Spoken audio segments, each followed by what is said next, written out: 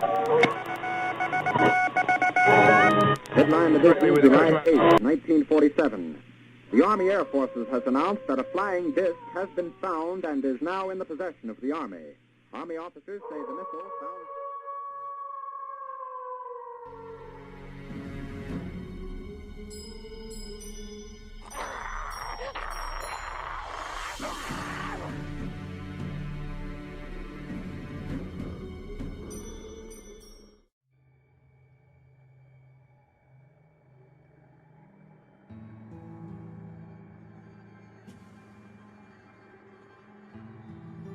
The Cornish Owlman, sometimes referred to simply as Owlman, is one of the stranger and lesser-known cryptids. Unlike many of the more famous monsters in the field of cryptozoology, it appeared only in one specific place for a very short period of time. There's no body of folklore surrounding it, and there have been very few recent sightings. It could easily be dismissed out of hand were it not for the curious circumstances surrounding it. The Owlman was seen between 1976 and 1978 in the county of Cornwall, England. More specifically, it was seen in the vicinity of Monaghan village. Some of the sightings were reported to the well-known cryptozoologist Tony Doc Shields, who reportedly coined the term Owlman. The first sighting took place on April 17, 1976, and was reported by two girls, June and Vicky Melling. They reportedly saw a large feathered birdman hovering over the Monaghan Church on Margar's Mile. The sighting left the two girls so frightened that the family cut short its holiday. Similar sightings were reported over the next 2 years, and a picture of the Owlman emerged. A partially feathered, man-sized owl with pointed ears and clawed feet. It was a silvery gray color with slanting red eyes.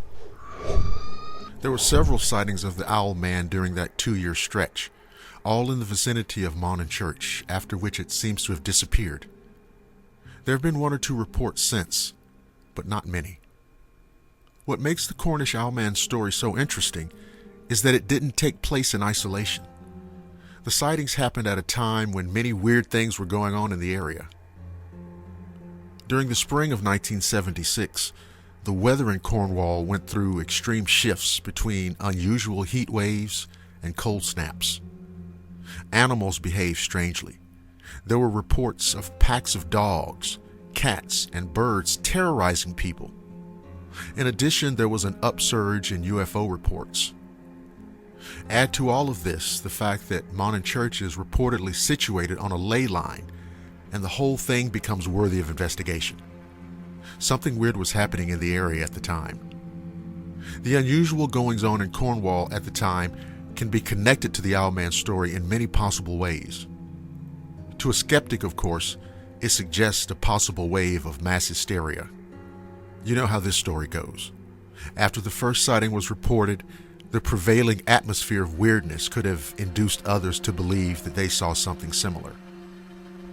Another possibility is that there really was something strange in the region at the time, possibly some form of freak earth energy or other power. This could possibly be connected with the unusual weather and animal behavior. If this were the case, then even if the Owlman sightings were hallucinations, they would remain interesting as another symptom of whatever was really going on at the time. Of course, the irresistible connection is with the local UFO flap. Is it at all possible that the Owlman was actually an alien visitor passing through? Or possibly an alien pet that somehow escaped? It is seductive, isn't it? As a footnote, it's interesting to compare the Cornish Owlman with the West Virginia Mothman first sighted a decade earlier. I don't know the answer any more than anyone else. But what if the answer is simple? Maybe the Cornish Owlman was just another monster, another weird cryptid denizen of a bizarre menagerie. Thank you for listening to the Shadowland radio show. If you're listening on the Blackwater Media YouTube channel, don't forget to like, subscribe, and share. You can also listen at blackwatermedia.net and the Blackwater Media Facebook page. I'm Dr. William Lester, and I promise to see each and every one of you again on the flip side.